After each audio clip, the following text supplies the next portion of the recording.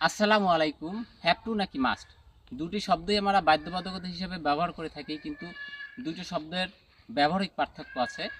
Have to আমরা তখনই ব্যবহার করব যখন আমাদের উপর কোনো রুলস ইম্পোজ করা হবে, আমাদের উপর কোনো প্রতিষ্ঠান অথবা কোনো ব্যক্তি দ্বারা বা গভর্নমেন্ট দ্বারা যদি আমাদের উপর কোনো রুলস ইম্পোজ বা আরোপ করা হয়, তখন আমরা হ্যাভ টু বসাবো। যেমন কি বলতে পারি, আমরা যখন বাইরে আমাদের কোনো গাড়ি নিয়ে বের হব, তখন আমাদের কি থাকতে হবে? License. We have to have a license, অথবা we have to have a car licence.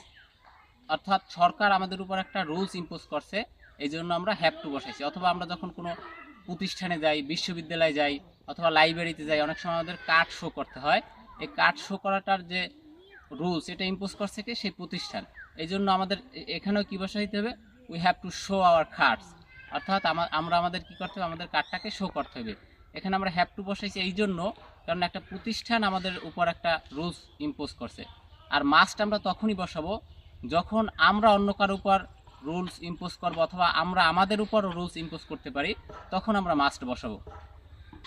যেমন এর এক্সাম্পল কি হতে পারে? এক্সাম্পল হতে পারে যে আই মাস্ট গো দেয়ার, অর্থাৎ আমার অবশ্যই সেখানে যাওয়া উচিত। অর্থাৎ এটা আমি আমার উপর একটা রুলস ইম্পোজ করছি, এই জন্য আমরা কি বসাইছি? মাস্ট বসাইছি। অথবা you must go, you must go there, অথবা তোমার সেখানে যাওয়া উচিত, এটা আমি অন্য কার উপর একটা রুলস ইম্পোজ করছি, এই জন্য আমরা কি বসাইছি? মাস্ট বসাইছি।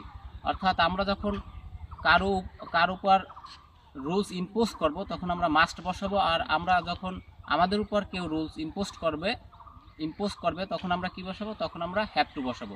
Thank you.